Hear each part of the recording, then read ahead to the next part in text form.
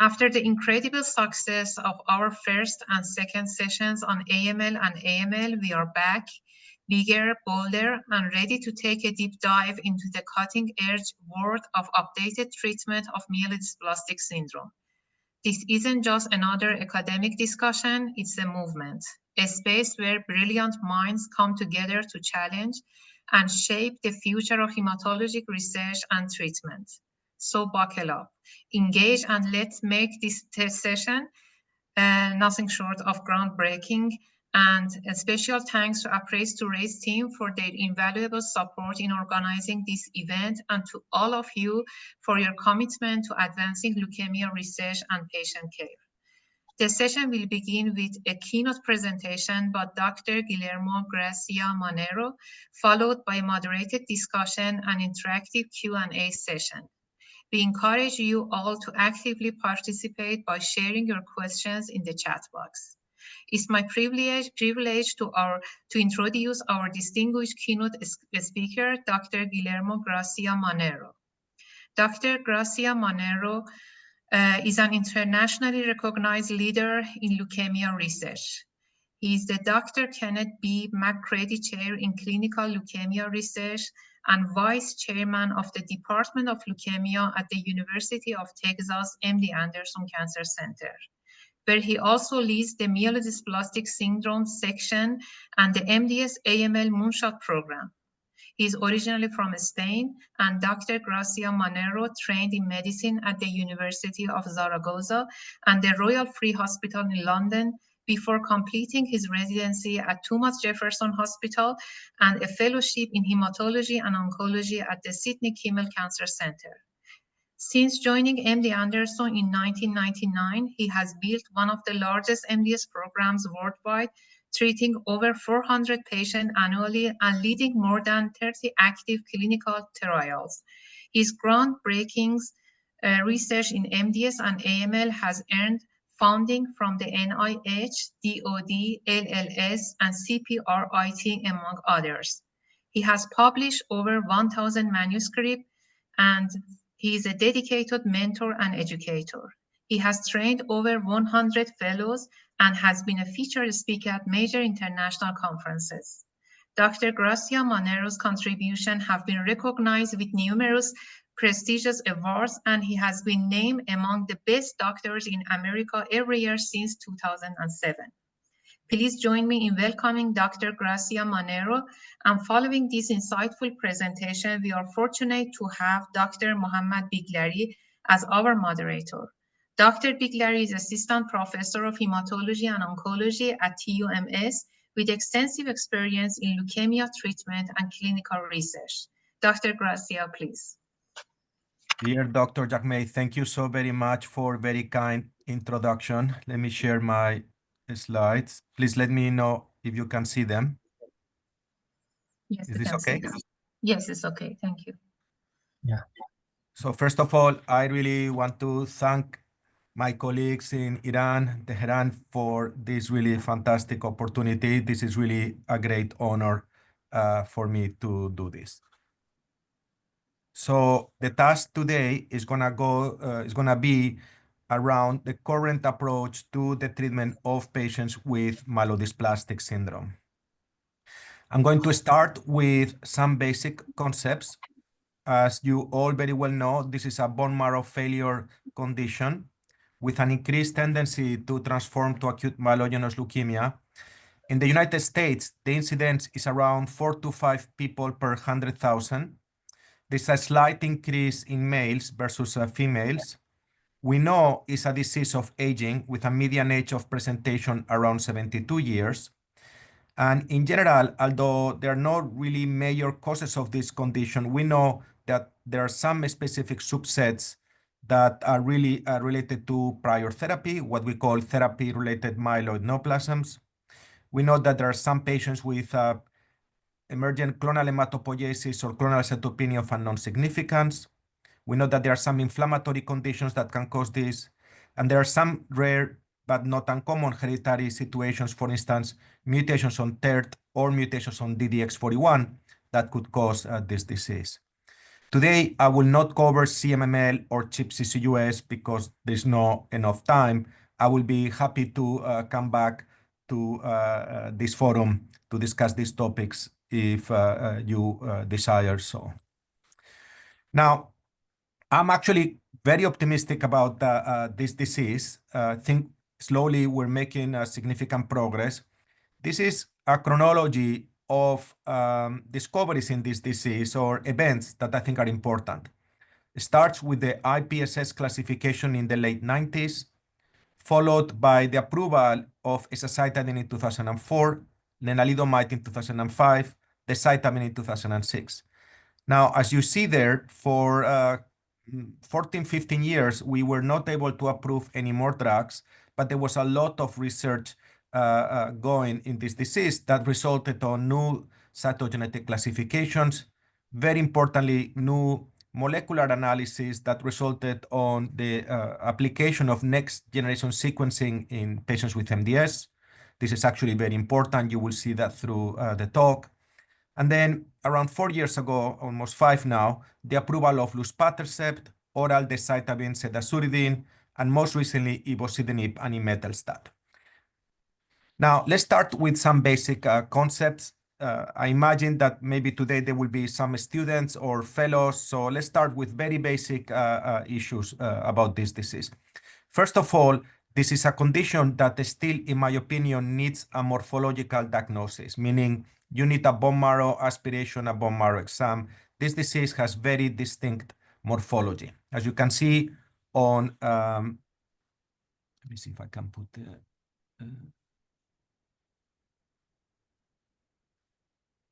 as you can see on the left, this is a hypercellular bone marrow. And on the two slides on the photographs on the right, you see a very abnormal micromegakaryocyte, multilobulated red cells, etc. Very clear features of dysplasia. This is actually quite important because there is actually significant discrepancy between one center and the other. Indeed, one of the main reasons why people come to MD Anderson to see us is actually to confirm the diagnosis. So this is an old paper that we did, as you can see there, around 14 years ago or so, where we look at the discrepancy rates between outside institutions and MD Anderson, and it's around 15 to 20%. Most of the times, these patients have either conditions or they already have transformed to acute myelogenous leukemia. But the message is that it's really crucial to really confirm the diagnosis of your patient if you're going to treat the patient. I would like actually to repeat this analysis and see if 10, 15 years later, still we have this rate of discrepancy. But there have been a couple of presentations by other institutions in the last couple of years that actually showed kind of the same numbers. So this is actually a very important point. The next very complicated point is the classifications. So traditionally, we use the FAB. If you remember, that went up to 30% blast, including those patients with what we call refractory anemia with excess blast in transformation. This was actually eventually removed by WHO, and those patients from 20 to 30% were called AML. And then eventually, actually, this has now been modified to a more molecularly driven classification that is what we call the 5th edition of the WHO. Now, there's also discrepancy because a parallel group called the ICC group came with their own classification. I don't know exactly why that happened. But basically, these classifications are not very dissimilar. They really put together molecular data such as SF3B1, presence of del5Q, and in particularly the P53, that is a major problem in patients with this disease. Perhaps the major difference between WHO and ICC is the fact that the ICC decided to call patients with more than 10% blast MDS AML with an idea of facilitating putting patients on clinical trials, although the reality is that these are two very different conditions. Now, what about prognostic models? We have also learned, quite a bit in terms of these models. In the 90s, we had the IPSS, as I said earlier. Europeans then later on developed something called WPSS that we have never really used. Dr. Kantarian developed a model called Global MDS, Global MD Anderson model. Never really took any traction. I developed a model called the lower risk model that actually helped a little bit in the conceptualization of this disease, but never really was formally used. And then we developed a very important model called the revised IPSS. And this has been actually now improved by this molecular IPSS or IPSS-M. Now, if I go back to the history of this, and Dr. Yaghmaie was very kind to remind you that I've been here since 1999. 25 years ago, when I joined MD Anderson, when we reviewed patients on our weekly meeting, we will ask this question: are the blasts more or less than 10%? If they were less than 10, in the yellow line, we'll watch them because there was no therapies in those days. And if they were in the green, we will give them high dose chemotherapy like AML. Now, we have improved a lot. First of all, we learned that the chromosome test is very important in this disease. This is an effort between the German and the MD Anderson group, again, 14 years ago, where we showed actually the importance of cytogenetics in this disease, similar to what we knew in acute myelogenous leukemia. And this resulted in this Spanish-German classification that is still what we call the cytogenetic scoring system that divides patients into 5 groups, from the very good to the very poor. Now, I cannot memorize this, so now we have tools in the computers to basically help us with this.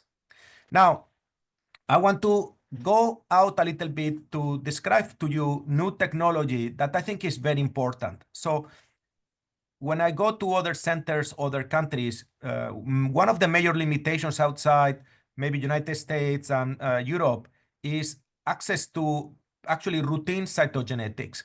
So a number of years ago with my colleague, Dr. Kanagal, we developed this technique called high-resolution structural variant profiling in MDS. So the technique is a way to do cytogenetics without really having to grow the cells. And my group was the first to apply it in MDS. And the beauty of this is that basically there is no failure of the cytogenetics. Now, you will say this is expensive machine, etc.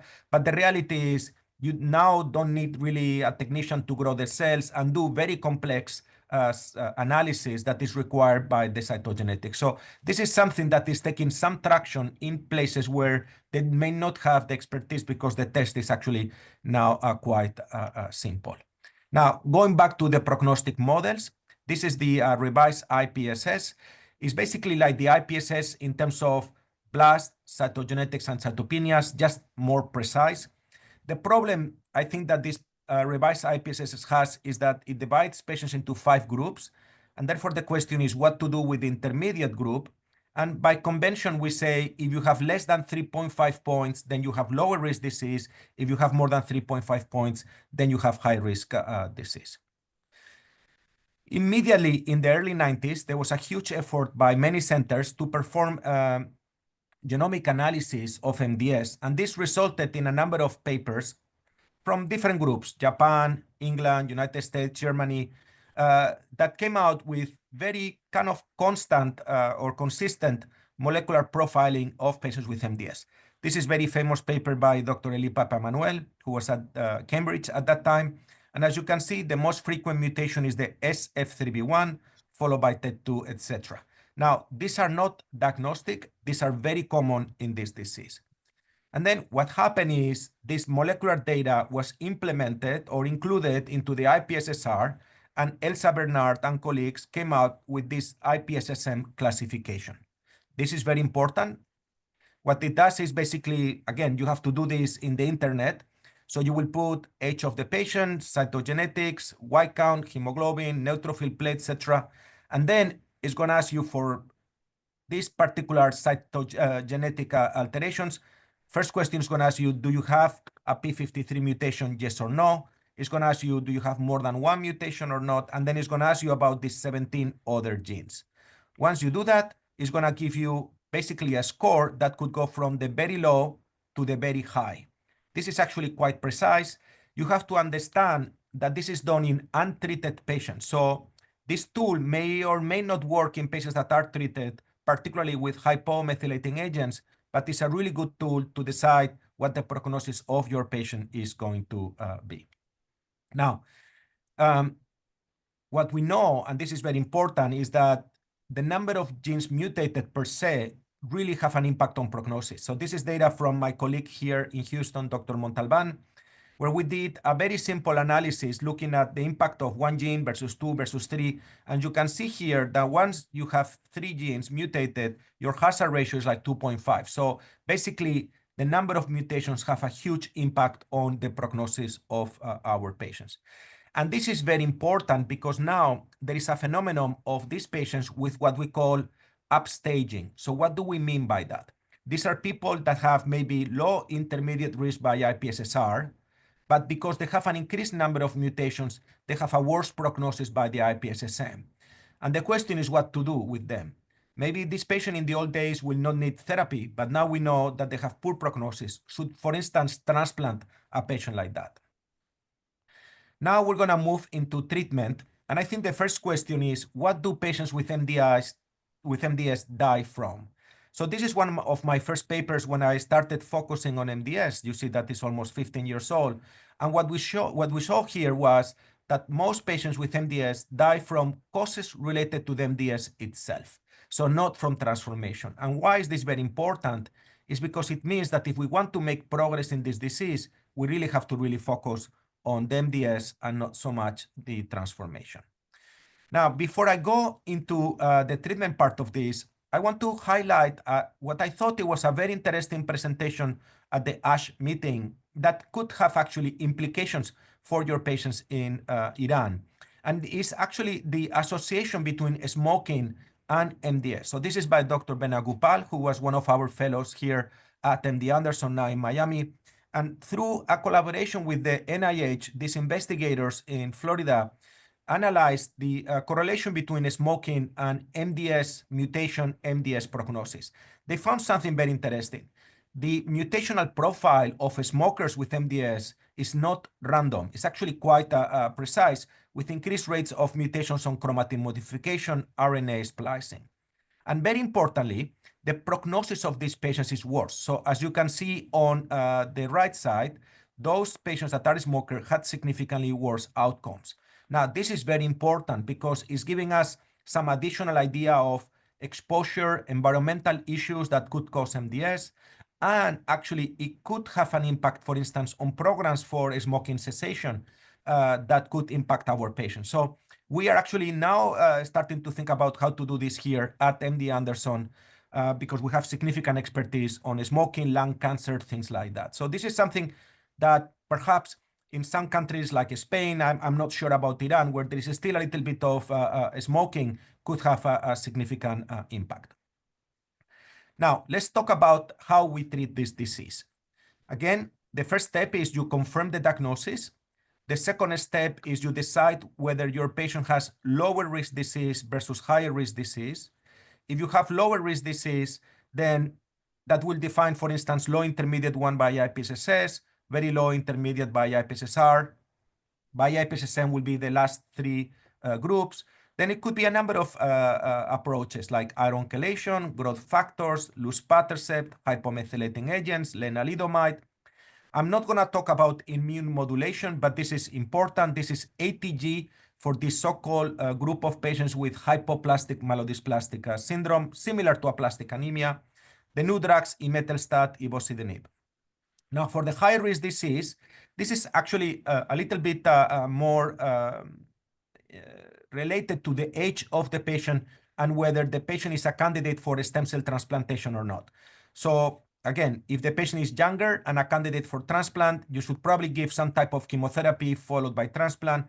If the patient is older or not a candidate for transplant, then you're going to think about hypomethylating agent or maybe in some very rare case, intensive chemotherapy. It is also very important to realize that when we talk about this disease, we kind of use this map. On the left, you see the prodrome of the ICOS CHIP CCUS disease that we don't really are going to focus today, but it's actually a very important aspect of research going on right now in this area. Again, we divide patients into low risk and high risk disease, And very importantly, we divide them into those that had not been treated with an HMA and those with what we call HMA failure. So this is very important because the prognosis of patients with HMA failure is very poor, and they are not really good treatment options for these patients. Okay, so let's start with the low-risk disease. All of a sudden, we have a lot of drugs for our patients, and actually more coming. So if we look at patients with del(5q) minus MDS, lenalidomide is the standard of care. If you have isolated anemia without significant neutropenia or thrombocytopenia, the standard until recently was growth factors, but now this is being challenged by luspatercept. We'll discuss this. And in second line, we have the new drug imetelstat. There is a specific group of patients with what we call ring sideroblastic anemia, where luspatercept is extremely effective, both in first line and in second line. For the other patients, either in first or second line, we use the hypomethylating agents, maybe at a little bit lower doses, like 3 days decitabine, 3 to 5 days azacitidine. And actually, we are starting to get some good data with targeted approaches, particularly for IDH1 and IDH2. And indeed, a few months ago, ivosidenib, the IDH1 inhibitor, was approved for patients with lower risk myelodysplastic syndrome. Now, let's go with some basic concepts. The first one is chelation. This is the famous Telesto trial, indicating that maybe there is some benefit to chelating patients with low-risk MDS, although the study was not really powered. We know, and probably you are doing quite a bit of this in Iran, that growth factors are very important. This is data from Dr. Eva Helmström in Sweden. And I think this data is actually of very significant interest because many years ago, when this was published, we already saw that the patients that benefited the most from growth factors were those that were actually early in the course of the disease, basically almost not transfusion dependent. This is actually, as you will see, something very important. Now, we're going to start with something that I think is quite significant, that is this lenalidomide story. This is very old, 20 years old. del(5q), very sensitive to lenalidomide. The study by Dr. List, Dr. Pierre Fenot, showing that 10 milligrams of lenalidomide very effective in this disease and is the standard of care for our patients. But a few years ago, Dr. Maria Diaz Campello from Spain, in University of Salamanca, is a dear friend of mine, did a study that I think is really important. That is the so-called Sintra-REP trial. This is a study of patients with del(5q) minus MDS that were transfusion independent. And what these investigators did was to start the low-dose lenalidomide, 5 milligrams, so not 10, 5, in these patients. And then they randomized between treatment and no treatment. And now what you see is that those patients in the blue line that started the lenalidomide at low dose early, they actually remained transfusion independent forever in over 75% of the times. I should also emphasize that they only gave 2 years of the low dose lenalidomide. Interestingly, these investigators also showed that the rate of cytogenetic response was over 80%. Now, the study is not powered for survival, but clearly shows that an early intervention with some type of drug, in this case, lenalidomide for this group of patients, can be quite effective. And you will see why I'm actually emphasizing this concept. Next, we move to the new drug called luspatercept. This is a drug that was developed actually for bone metabolism.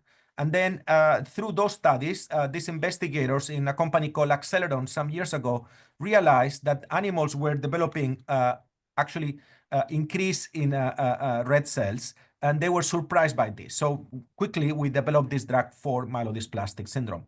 What is this drug? This is a monoclonal antibody that binds to the ligands that activate the TGF-beta pathway. So basically what the drug does, it inhibits TGF-beta signaling in hematopoiesis, and this results in late erythroid maturation. Basically, it stimulates the maturation of red cells elements. It was studied in a number of phase 1-2 trials, and eventually investigators in Germany realized that patients with this particular condition, ring sideroblastic anemia, refractory anemia with ring sideroblast, that you see here with an iron Prussian stain. This is photo by my colleague Sanam Logabi, one of the best pathologists we have at MD Anderson, actually was associated with a great response to this compound.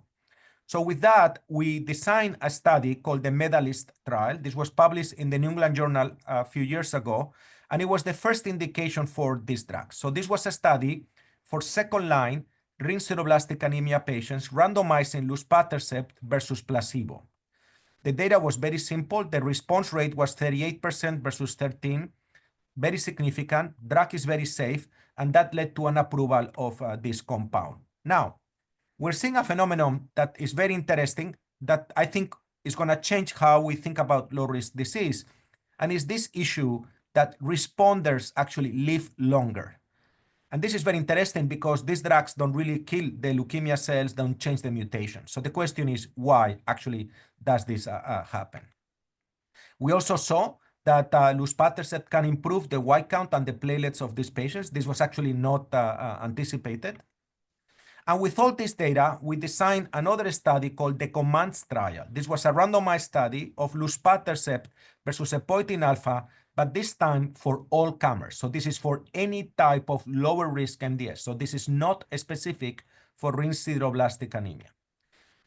It is also very important to realize that the criteria for response is a lot more strict than on Medalist. So to be a responder here, you have to be not only transfusion independent for at least 12 weeks, but also to have an increase in hemoglobin of at least 1.5 grams. This is the intent to treat responses with luspatercept, 64% versus 42%, so very significant. And when we see a transfusion burden, whether they had high or EPO level, whether they were mutated or not for the CEF3B1, very clearly in favor of the luspatercept. Now, there's a question of ring sideroblastic anemia because we don't see that in the RS negative, the drug gives you more responses, but I'm going to give you my opinion about that in a second. This is the duration of the response. It's 126 weeks for luspatercept versus 90. So basically, you're giving them 36 weeks more of response for a hazard ratio of around 0.60. So very strong data. And again, the interesting issue, and this has created some questions by clinicians in the United States, is that for the RS positive, this is very clear, 120 versus 69. But what about the RS negative? What we see actually is that the duration of response is actually even better than in the RS positive. So the response rate is similar, but they really last.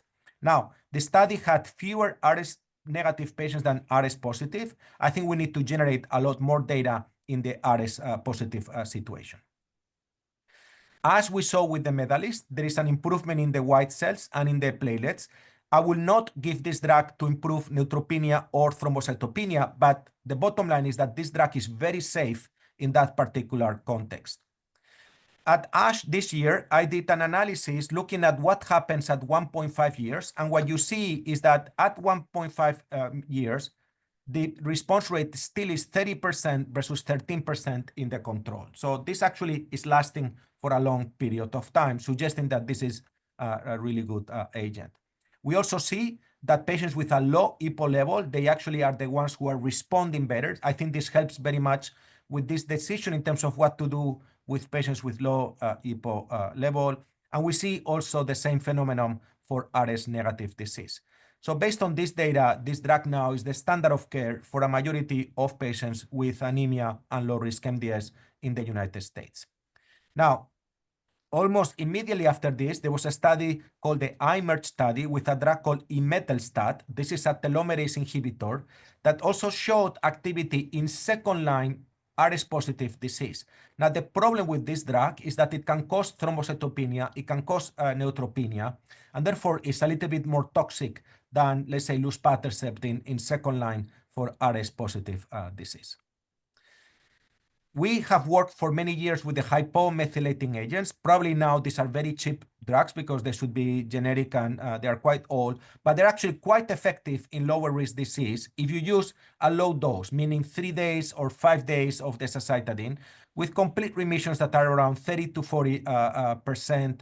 And at EHA, we hope to be presenting very important data from a large randomized study that I'm showing here that will give us a better idea of what this drug do in low-risk MDS. There is a lot of activity now in trials in low-risk MDS. Let me highlight this study called Elements. This is a study that is going now on for transfusion-independent low-risk MDS, comparing luspatercept versus epoetin alpha. There is data with IRAK4 inhibitors, SF3B1 inhibitors, interleukin-1 inhibitors, and the other drug, very important, is a compound known as KER-050. This was just bought by a company called Takeda in Japan. This is moving very fast into trials. This is a drug like luspatercept, perhaps a second-generation like compound. And this slide actually is missing that momelotinib, the drug that is approved for myelofibrosis, also is moving into this space. So we're going to have a very rich situation for low-risk MDS. What about bone marrow transplant in MDS, low risk? There is actually very little data to support early transplantation. This is an old paper from the IBMTR. In the top, the non-transplant, in the blue, the transplant, so it's kind of clear. But the reality is that there may be still a role for some patients. I think younger patients with adverse features should be considered for transplantation, and patients that are beyond 2 or 3 lines of therapy should be considered for that approach. This is all data by Dr. Jabbour here showing actually that this prognosis of these patients is poor with HMA failure, and that the only therapy that really was associated with any improvement in outcomes was a stem cell transplantation. Let's move now to higher risk disease. Here, the challenge is, can we do better than what we have with azacitidine now close to 20 years? You will see that we're starting to make some progress in the next few minutes. So the first question is, what about chemo versus HMA? So this is actually work by Dr. Kantarjan many years ago, where he compared decitabine versus chemotherapy. And basically what we saw is that although the chemotherapy in general tends to be a little bit more effective, overall the survival was in favor of the low intensity with the hypomethylating agent, particularly the decitabine. So that actually switched how we approach treatment of these patients many years ago. Then the decitabine, azacitidine were tested in big randomized studies. Dr. Fenot in France did the very important study known as the ASA001 trial. I'm sure you're very familiar with it. This is the survival trial of azacitidine versus best supportive care that showed a survival of around 24 months with the azacitidine. Likely, this data in real world is a little bit worse. Let's say a median survival of around 17 months or so. But today, this still is our standard of care for a majority of patients with high-risk MDS. We know that these drugs take a little bit of time to work. This is data from Dr. Silverman, who developed actually the Videsa many years ago, maybe 4 to 5 cycles before you see the best response possible. We know, again, from our group that around a quarter of patients develop cytogenetic responses. So these drugs actually are more powerful than what we think. But this is where we are. Now, the question is, how are we making progress, or if are we making progress? I think so. First of all, by molecularly annotating this disease. So the first example actually is MPN1. Now, you know that now they call this AML, but the reality is these patients have MDS, let's say 10% blast, and a few weeks later, or whatever time it takes you in Iran to get these results, you get an MPN1 mutation. This happens in the United States all the time. So because they have these plastic features. If you treat these patients with a azacitidine type of treatment, you're in the blue line, you don't do very well. If you treat them with chemo followed by transplant, you actually can be cured 100%. Now, unfortunately, this is 1% of the patients with MDS, but this is actually a power of molecular data, and I will show you some examples very quickly. The next step has been the development of the oral hypomethylating agents. This actually has been a lot of my work over the last 20 years. So first, we did the development of a drug called CC486. This is the oral azacitidine. The commercial name is, I believe, Onureg. This is now approved for post-consolidation AML, not in MDS, unfortunately. But then we started working on combinations of the hypomethylating agent with inhibitors of cytidine deaminase, in particular, a compound known as cedazuridine. So this is actually very, very important because these drugs now are approved and they are highly effective. So what is the idea here? The idea is that when you inhibit cytidine deaminase, you then can absorb the decitabine. In other words, if I go and I drink decitabine, nothing happens to me or to anybody. But if I take it with an inhibitor of the cytidine deaminase, then the gut allows absorption of the drug and also inhibits metabolism in the liver and so forth. And you could have levels of the drug that are similar to what you do IV or subcutaneously. So we performed a number of phase 1/2 trials. This was actually very interesting studies to perform. And what you see is that we combine different doses of the decitabine with the cedazuridine, and we were looking at the AUC. So the first step, 35%. Then, for instance, in cohort number 4, 144. So we were really looking for the proper dose, and we found it at a level of around 35 to 100. So 35 of the decitabine, 100 of the cedazuridine.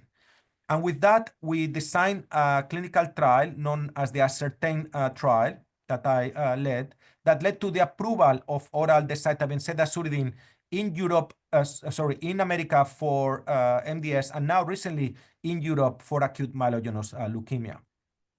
This was a lot of fun to do. What we show in the randomized study is that the pharmacology was almost identical between the IV decitabine and the oral decitabine cedazuridine, around 99%. The drug is actually quite active with a 22% complete remission rate as a single agent. And the survival of this patient is actually pretty good, around 24 months. So this is actually monotherapy with this compound. So this is a very nice drug, very easy to give, of course, a pill a day for like 5 days in our patients. Now we are working to develop the same concept, but instead of doing decitabine cedazuridine, we're doing azacitidine cedazuridine. This drug is not approved yet. It's called ASTX030, but it's actually starting the phase 3 trial already. We know the dose of this combination, and we're starting to see significant activity also with that compound. So that could be the first true oral azacitidine compound. Now, for many years, we have been working on doublets. And in the light blue, all these fail. Pevonidostat, APR, magrolimab, sabatolimab, tamibarotene. So the one that we're working now is the combination with venetoclax.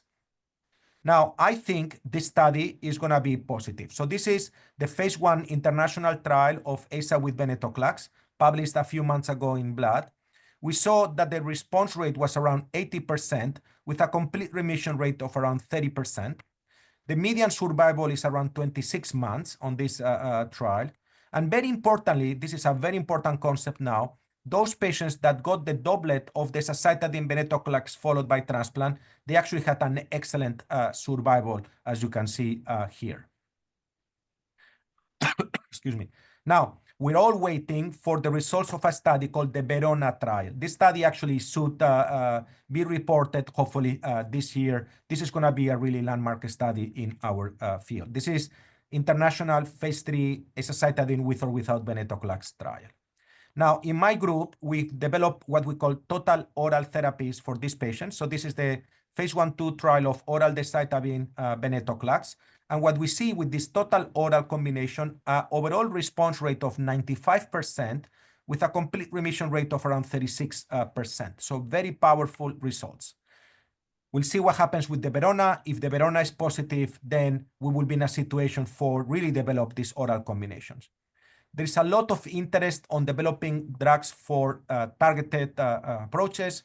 So enasidenib for IDH2 mutated MDS, ivosidenib for IDH1 mutated MDS. There are some patients actually with MDS that have FLT3 mutations, so those could be treated with whatever drug plus a FLT3 inhibitor. I already mentioned the MPN1, TP53, a major problem. And I'm going to show you a couple of tricks here. The first one is the AXL1. This mutation in MDS is highly sensitive to venetoclax. So you give AZA or decitabine or chemo plus venetoclax, you'll have very good responses.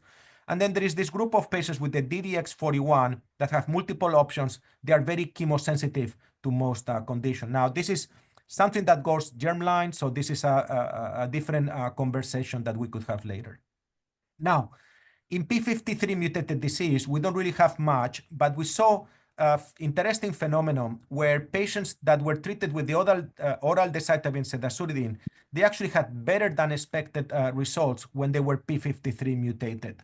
So we're ready to publish paper with propensity score matching, suggesting actually that there's maybe a 3 to 4 month improvement in survival with this drug. So this is not the panacea, it's not like amazing, but it's a little bit better for unclear reasons to what we get with decitabine or azacitidine. Now, there's also a movement towards more intensive chemo in high-risk disease. So this is an example. This is by Dr. Montalban, also following Dr. Kadia here at MD Anderson with cladribine, low-dose cytarabine, venetoclax. These are actually not very high doses of these drugs, but what he is showing in the front line is actually starting to be studied. It's like a very high rate of response with a very high rate of complete remissions. The French have done this with CPX, and in a study by Dr. Peterlin, they actually showed an overall response rate of close to 90%. And this should be considered actually a bridge to transplant type of therapy. And in a minute, I think you're going to see why this is very important. It is important because over the last few years, we have improved significantly our ability to transplant patients. So this is the IBMTR data, donor to no donor. So if you have a donor now, your survival is a little bit over 40%. Now, I asked one of my junior faculty, Dr. Bassinet, to go back to the history of transplant in MDS at MD Anderson. And this, please, is confidential, has not been presented yet. Hopefully, ASCO, IHA will be when we show this. But this actually the actual transplant outcomes at MD Anderson that showed exactly what the IBMTR showed, 40% 5-year overall survival. So this is actually double what we had like around 10 years ago. Very, very important data. But he showed something that I missed to show on a slide, that is the depth of response is associated with this outcome. In other words, if you have a better response prior to bridge to transplant, your outcome actually is far superior. This, we see that with doublets with venetoclax or with this cladribine or with the low-dose CPX or with whatever chemotherapy you use. So this is really going to change how we approach the treatment of these patients. Now, relapse is still a major problem. This is data by Coleman Linsley at Harvard, showing that if you have a P53 mutation, you have a high rate of relapse post-transplantation. So the question is, how do we prevent relapse in these patients? In Europe, they do a lot of DLI. Here, we don't do so many. I'm not sure why. We tend to do more kind of prophylactic low-dose hypomethylating agent in those patients. But what we're seeing is this concept of what we call total therapy. That is, if I have a good therapy followed by transplant, followed by maintenance, maybe my patient with P53 mutated disease could be on this green line. So this is not dissimilar to what we do in other diseases, for instance, in multiple myeloma. Now, I'm going to start finishing the presentation. And then the first question here is, what about HMA failure? Not very much. The survival is around 4 to 6 months. This is very difficult. So what do we do here? We look for mutational data, some type of chemotherapy, trying to take the patient for transplant if you have a clinical trial. Otherwise, a little bit complicated. And then to finish, a schema of what we do in patients with MDS at MD Anderson. So the first step is to say, or to confirm the diagnosis. Once you have that confirmed, I think in 2025, if possible, genomic data is very important. Genes of importance are IDH1, 2, FLT3, NPM1, TP53, AXL1, DDX41. If they are agnostic, then you're looking at lower risk definition. If they are high risk, the same. And here is when you're going to say, is this patient untreated or HMA failure? And what you saw at the end is that really we're trying to incorporate to the best of our ability transplantation for our patients. We have a lot of needs in high-risk disease. We're really, really looking forward to the Verona results. Hopefully this will be positive. We don't have much for the P53, as unfortunately, venetoclax does not really work in this group of patients. We don't have much in HMA failure. And again, you also saw through my talk that we're really looking at kind of redefining the role of chemotherapy in this disease and fully integrating transplantation. Other questions that I didn't have time to really go in detail is this issue of aborting transformation from CCUS to MDS. Understanding actually crosstalk between comorbidities, let's say heart disease and MDS, this is a very important area of research. And then to finish, I want to advertise 2 things. First of all, I am the director of the Leukemia Fellowship, and I take a lot of pride on this. Dr. Yaghmaie said that I've trained over 100 fellows. So this is actually what I'm more proud. And this is something that if any of the Iranian fellows or even junior faculty were interested, we could try to figure out how to get done. This is really an amazing program. You need to have the USMLE steps to be part of this, but our fellows are becoming now international leaders in the disease.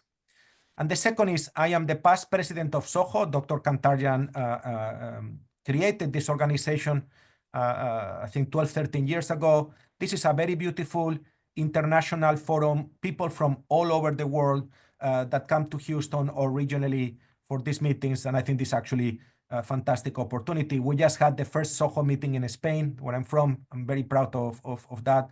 And please consider the meeting. Indeed, actually, if a fellow or junior faculty sends a poster to SOHO, and if it gets accepted, you can get a free trip to the meeting and really talk to us during this period. And with that, I don't know how to thank you for this great opportunity. I hope this was useful. In red, you see my email address. Please, if I can be of any help with any patient, any question, anything, do not hesitate to contact me. And with that, thank you very much for this opportunity.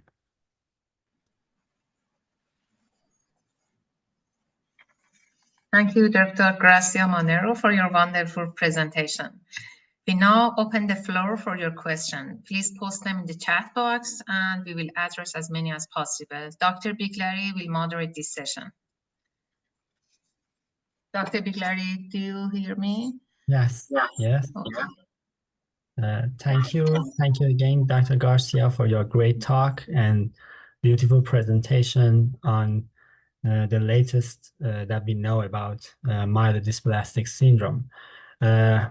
And now I'm going to read through these questions that my colleagues have put here. Dr. Rezai had asked that, what is your opinion to MDS with failure on azacitidine and switching to decitabine or changing the regimen? I believe that they're going to ask the question that you said we don't have answer for yet. But we can do some things for this patient. So this is very important problem, and I see this all the time. It is unlikely that the decitabine will help after azacitidine failure or vice versa. Usually this doesn't really work. Occasionally, you could try that, it may help, but it's not very common that it will be positive. But there are some situations where you can really help your patient. So let's see if I can go through them. So let's say you have patient with MDS with 10% blast, you treat it with azacitidine. Now 6, 8 months or 2 years later, you're losing response. What to do? The blasts are back, let's say 8%.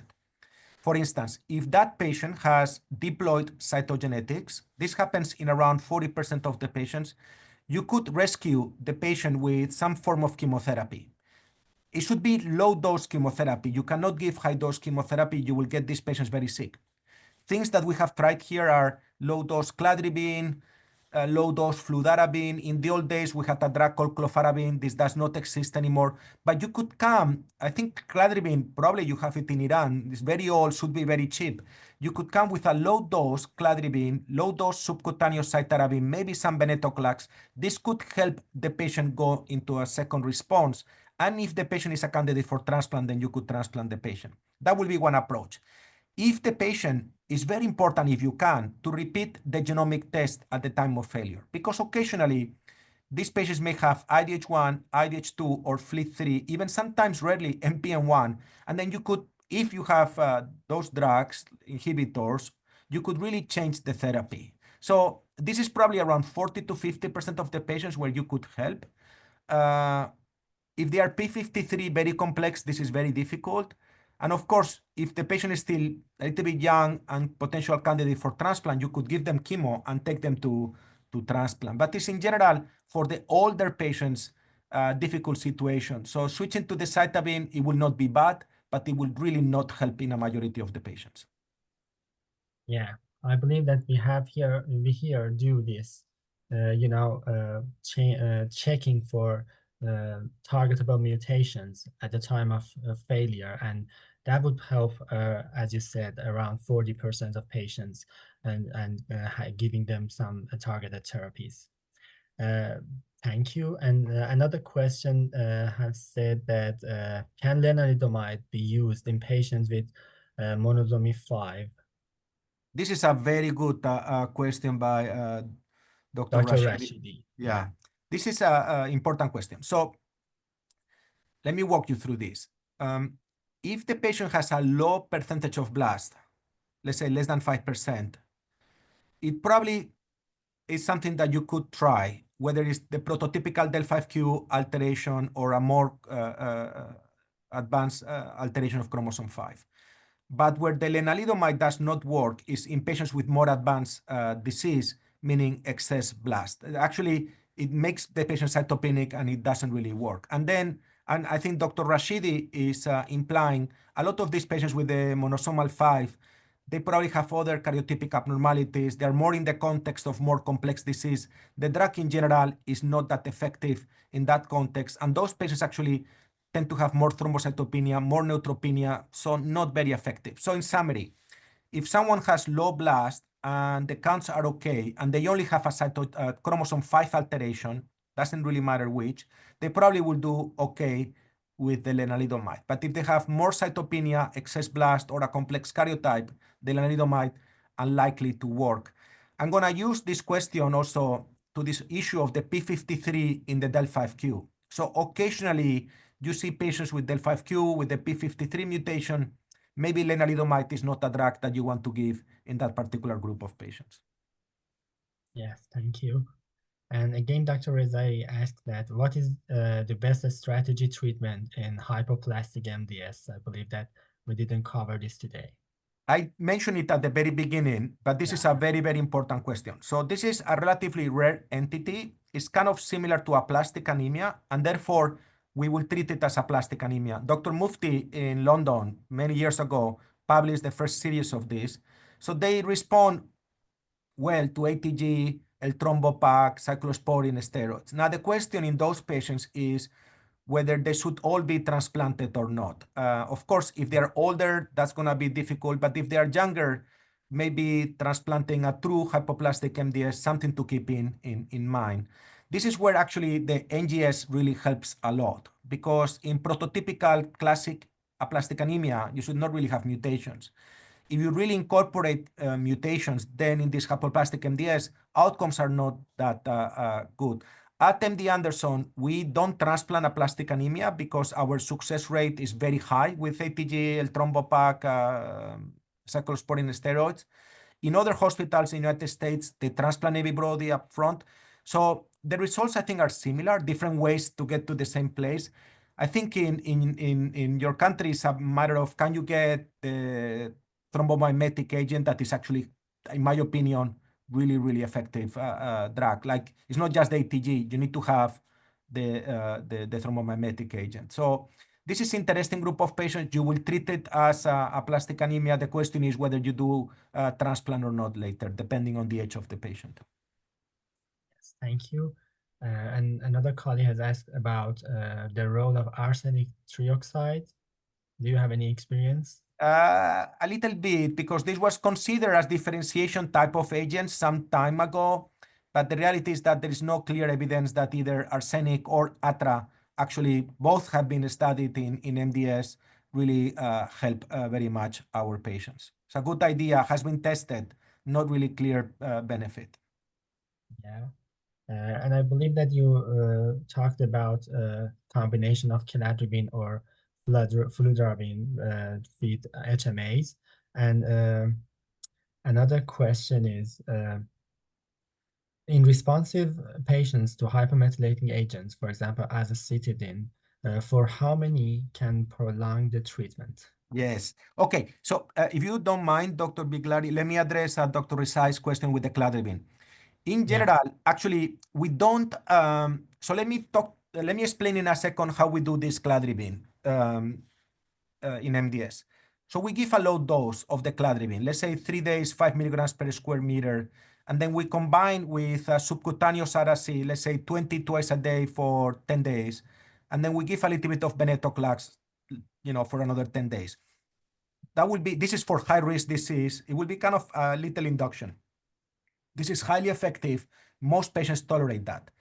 Then you do one consolidation or one reinduction if they don't respond, and then we alternate with azacitidine venetoclax. So it's similar to what we have published in AML, but at a lower doses. Now, in my experience, after a few cycles of this, the patients get a little bit tired and they become cytopenic. So then we go into what we call maintenance therapy, where you just do a little bit of the cytarabine is azacitidine with or without a little bit of venetoclax. And what we talk about actually is sometimes 3 days of the HMA, 3 to 5 days of the venetoclax. So these are low doses, well tolerated. But we don't give the cladribine with the Vidasa on the same cycle.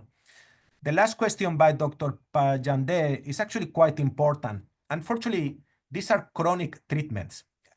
I know this is a major issue because these drugs now should be generic. I'm talking about decitabine, but they have a cost. So what we know, and this is actually a paper I published many years ago, is that in responding patients, if you stop, likely you're going to lose the response.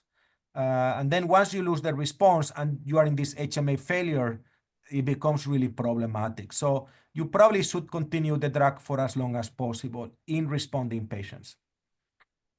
Yeah, thank you. And I have a question about, is there any molecular targets, specifically in MDS, that is of interest nowadays? For example, KMT2, we have here, we have now for AML. Do you have any idea or experience about it? Yes, this is actually a very good question. So alterations of KMT2A, MLL rearrangements, etc., are very, very rare in MDS, maybe 1%. We actually just published a paper on this a couple of years ago. But HOX deregulation is not uncommon. So we have some studies now ongoing trying to understand preclinically whether menin inhibition could have a role in MDS, but this is highly experimental right now. It's actually a really good idea because this HOXA9 in particular is important in this disease. I think the targets that are maybe not commonly known that could help you very much is AXL1. In MDS, this really makes you sensitive to venetoclax. So if I saw high-risk patient with XL1 mutation, please give venetoclax with HMA. Response rate is over 90%. And then the DDX41, the same, very sensitive to venetoclax. Like you could actually, it's almost 100% response rate. So in your practice, if you have those genes, IDH1, 2, the FLT3 is mainly at the time of relapse, so not frontline. Occasionally, you may see the rare MPN1. Now, you call it AML, but again, it's going to present like an MDS. You can really cure the patient by switching to cytarabine-based therapy. And then XL1, DDX41, very important. The P53 is the major problem. That's really the major problem. And do you have any experience about monotherapy with venetoclax? No, yes, it doesn't really do much. This was actually done on the original phase 1 trials, minimal activity. So it's probably not worth trying. I mean, have we done single agent venetoclax in DDX41, very old patients, something like this? I'm not sure. But in general, no activity. So that's probably not a very cost-effective way of using this drug. Thank you. And we have two, I think, final questions. Dr. Rashidi again asks, have you explored a weekly dosing schedule for cladribine combined with low-dose cytarabine as an alternative to the 5-day regimen? No, we haven't. I know. So in the many years ago, we did this kind of schedule with the cytarabine. Actually, published paper myself in JCO with a trial like this, where we compare 3 days versus weekly times 3. And then there is some data from Cleveland Clinic and others looking at the so-called metronomic use of hypomethylating agents. I am not sure that they really are very different, one versus the other. So we don't have experience with the cladribine per se, but I don't see what would be the main advantage of the weekly, and the patient will have to get chemo every week and things like that. It's a good question because the idea is to hit cells in different types of cell cycle through therapy, but we don't really have a lot of expertise with that. Thank you. And Dr. Yaghmaie has said that do you recommend MRD evaluation for MDS patient with NPM1? Absolutely. So I'm going to take this question by Dr. Yaghmaie in two different ways. First one is MRD in MDS. There is no good flow MRD because the disease is very heterogeneous. So unfortunately, flow doesn't really help you very much as opposed to AML. But as I mentioned in the talk, a quarter of these patients get cytogenetic complete responses, and they do much better. That's actually particularly important in del(5q) MDS treated with lenalidomide. This is actually something that you like to document. And I think it's also an important decision when you take someone to transplant, by adding increased depth of response by cytogenetic response. In those patients with molecular data, most azacitidine or decitabine very rarely change the molecular profile of the patient, so they don't really kill it. But in the NPM1 MDS, this is very rare. And again, today you will call this AML. But for practical purposes, I put it as an example. You should do the same thing you do in a patient with acute myelogenous leukemia. You like to do flow MRD, molecular NPM1, and perhaps that will be how you make a decision of whether you take the patient to transplant or not. The prognosis of this MDS NPM1 is good, but it's probably the best MDS, but it's not as good as a regular AML NPM1 FLT3 negative patient. So that's a very good point by Dr. Yaghmaie. And is there any role for a combination of NGS with MCF for MRD? Yes, this is a very good question. And at MD Anderson, we do this. So we do cytogenetics, optical genome mapping, flow MRD. This is for the high-risk patients, and then the NGS, and you try to integrate all this. It's very costly. So this actually, in our center, is expensive, but we get this done, and that's how you make these decisions in terms of depth of transplant and perhaps depth of response. And this is perhaps how you then decide when to take the patient to transplantation. Okay, thank you. And I think it's the final question. What is the effect of romiplostim and L-thrombopag in MDS? Okay, this is a very good question, and it's a good way to finish. So, as I mentioned earlier, this romiplostim is really important in aplastic anemia. This is, in my experience, actually as important as the ATG or more. I've done this for many years, and I see a major change from when we only had ATG cyclosporine steroids versus when we added the thrombomimetic. Very important. So in hypoplastic MDS, very important. Now, what about these drugs as single agents for thrombocytopenia? So there were a couple of studies done maybe 10, 15 years ago that were negative, meaning that they did not really help the patients.